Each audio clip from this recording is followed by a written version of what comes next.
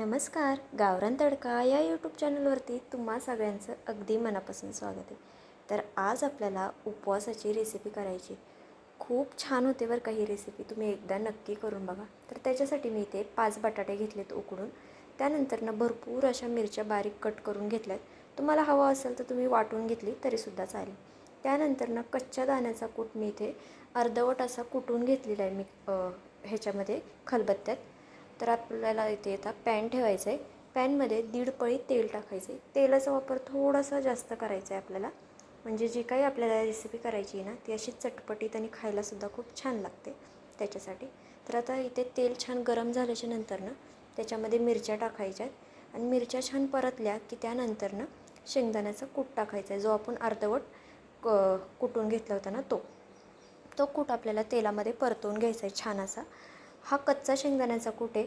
तुम्ही जर भाजलेल्या शेंगदाण्यांचा कूट घेतला ना तर तो जर नाही तळला तरीसुद्धा चालेल, पण असा जर तळून घेतला ना तर खायला खूप छान लागतो.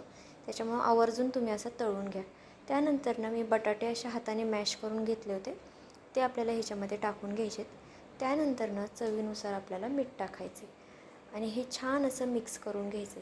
बस एवढंच आपल्याला सामान लागणार आहे. जास्त काही सामान ह्याला लागत नाही. आपल्या घरात जे उपलब्ध असतात त्याच्यामध्ये आपल्याला ही छान अशी रेसिपी होते. अगदी झणझणीत अशी, खायला खूप छान लागते. उपवासासाठी ही रेसिपी तुम्ही नक्की करून बघा. तर आता हे छान असं मिक्स करून घ्यायचं आहे आणि ह्याचे असे थोडेसे जरा जाड आहेत ना बटाट्याचे तुकडे, आपल्याला हे असे मॅश करून घ्यायचे आहेत कलत्याच्या साहाय्याने. तुम्हाला हवं असेल तुम्ही मॅशर जे असतं ना त्याने मॅश केलं तरीसुद्धा चालेल, पण मी असंच मॅश करून घेते. आणि हां, चॅनलवरती जे कोणी नवीन असेल ना त्यांनी प्लीज एक चॅनलला सबस्क्राईब नक्की करा, कारण नवीन यूट्यूबरसाठी तुमचं एक सबस्क्राईब खूप जास्त मोलाचं असतं. तर बघा अशा प्रकारे मी आता हे मॅश करून घेतलेलं आहे. तुम्ही ही रेसिपी तुम्ही नुसती खाल्ली ना तरीसुद्धा खायला खूप छान लागते बरं का, किंवा मग गरमागरम भाकरीसोबत खाल्ली ना उपवासाच्या त्याच्यासोबतसुद्धा खूप छान लागते. तर आता हे आपल्याला झाकून ठेवायचं आहे. अगदी 2 मिनटं झाकण ठेवायचं आहे. त्यानंतर झाकण काढायचं आहे हे बघा, आणि आता मग मिक्स करायचं. हे छान असं परतवून घ्यायचं आहे आपल्याला. ही भाजी अशी छान अशी परतली ना की खायला खरंच खूप छान लागते. नुसती खायलासुद्धा खूप भारी लागते. तर बघा आता हे छान असं झालेलं आहे आपलं. मिक्स करून घ्यायचं आहे आपल्याला. ह्याच्यामध्ये दुसरं काही टाकायचं नाही आहे. तुम्हाला जर खायच्या टायमाला लिंबू टाकायचं असेल तरीसुद्धा चालेल. लिंबू टाकलं ना तरीसुद्धा ही भाजी खूप भारी लागते खायला. तर आता हे झालेलं आहे. आता आपण आणखी 2 मिनटं पुन्हा आपल्याला हे असंच परतवून घ्यायचं आहे छान असं.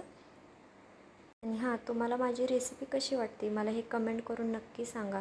तुम्ही माझी रेसिपी कुठून बघताय हेही मला कमेंट करून नक्की सांगा. तर पाहू शकता आपली ही भाजी बटाट्याची झालेली उपवासाची झणझणीत अशी भाजी, खायला खरंच खूप भारी लागते. तुम्ही एकदा नक्की ट्राय करा ह्या नवरात्रीमध्ये.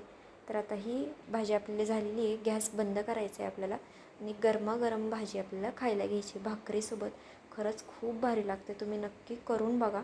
तर आता मी दाखवते तुम्हाला हो का, गरमागरम भाजी आणि त्याच्यासोबत गरमागरम उपवासाची भाकर. तर या खायला.